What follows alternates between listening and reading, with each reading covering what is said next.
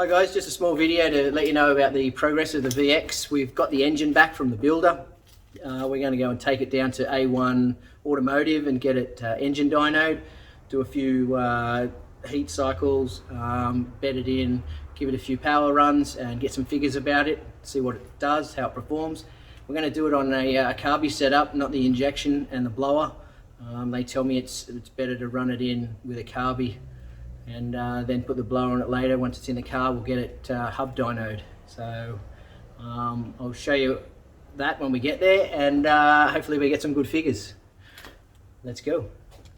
Okay guys, tonight we're at A1 Automotive getting the engine dynoed. So let's go and have a look what's going on over there.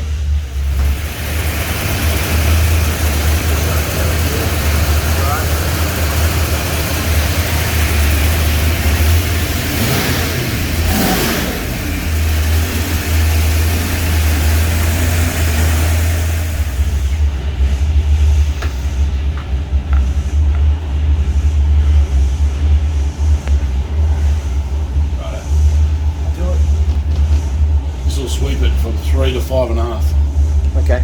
Alright. 3 grand, 5.5. Yeah.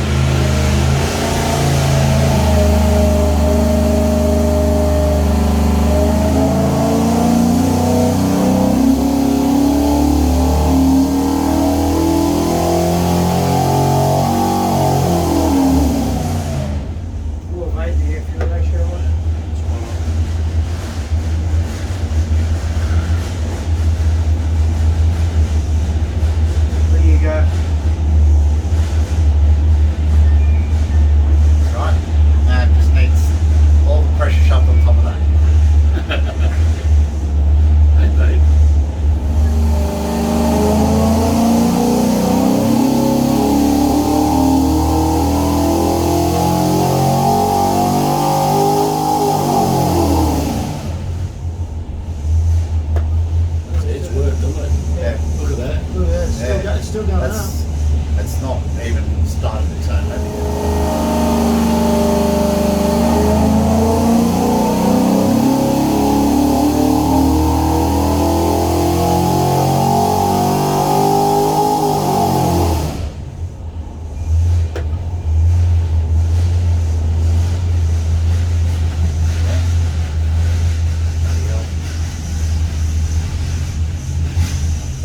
Same power, see.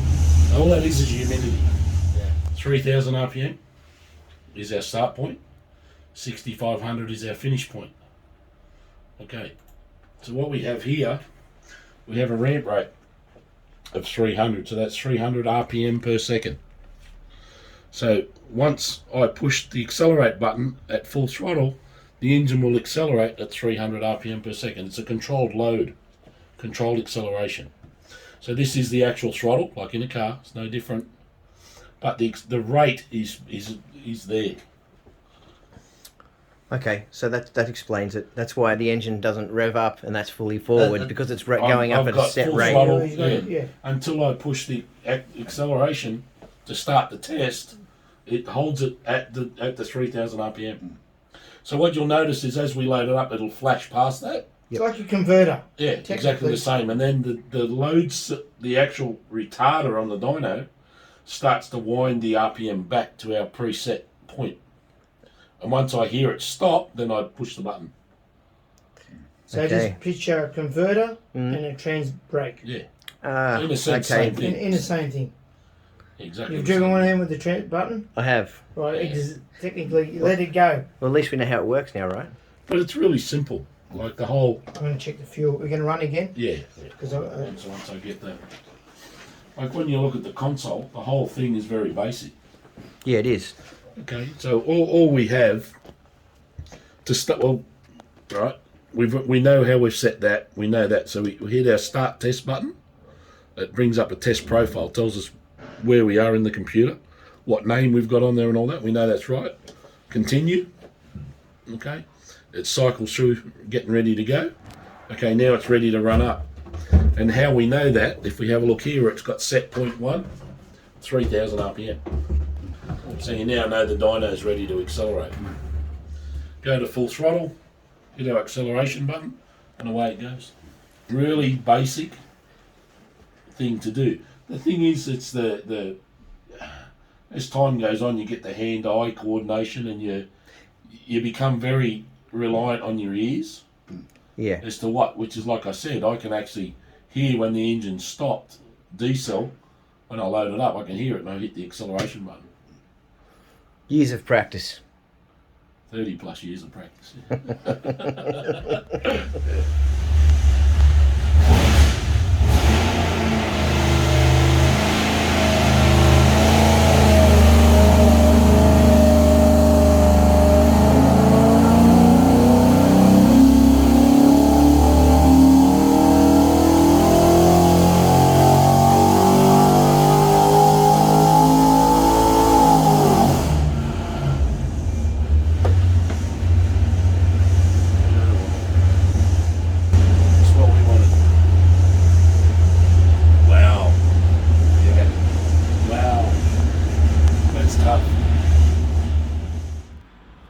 The engine's finally back from the dyno.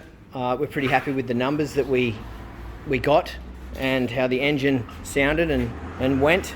So we came back to the factory, and the next day Toby started putting on the accessories. The first thing he put on was the alternator bracket, which is moved from the passenger side to the driver's side. It's a nice little billet unit from Spot On. It's got an adjuster on it. It looks like it's a solid unit. The only thing was we had to get spacers made up for it, because as you can see, the belt doesn't align to the crank pulley. So they're on the way, they've been sent, so that's not a problem. Then Toby also put the blower bracket on the engine after he gave it a nice polish, which looks really good as well. He made a bracket at the back to make it a bit more solid, so it doesn't flex under pressure. And then he put the blower on as well. And we've sat the manifold and the throttle body on just to get an idea of how it looks. And it looks amazing. Very exciting stuff going on. So we'll get everything put together and set to get put in the car, and hopefully that will happen in the next week. So the water pump arrived also. Tobes is just having a look how it's going to fit up. Make sure everything sits in there nicely. It's a Mazir Enterprises water pump, so not the cheapest, but probably the best. We want to make sure that it keeps the engine cool. Need some spaces to clear the Joe Blow timing case. Some spaces, yeah. So hopefully they'll go on here, and so the back of it clears. Yeah, because it's hitting the face of the Joe Blow crank support. The guys at RCE Performance helped us out with the Mazir water pump. Yep, RCE water pump. We also got the Spot On alternator billet bracket. They've been really good about building extra spaces for us. And obviously the Mazir water pump that we got from RCE. So it's all coming along nicely. It's starting to take shape. Hopefully we'll get it in the car in the next week or two, which will be another episode we'll have on it getting fitted and starting it up. Yeah, it should be pretty exciting. Open pipe startup, more than likely. I've been trying to get the bits and pieces of the engine back on to make sure they all still fit after we made a few changes with the alternator and the water pump. And also we've got the BTR intake manifold here. That's probably a big change on it because it changes the location of virtually everything. It's all coming together nicely. Some nice repowder coated parts, polished parts, and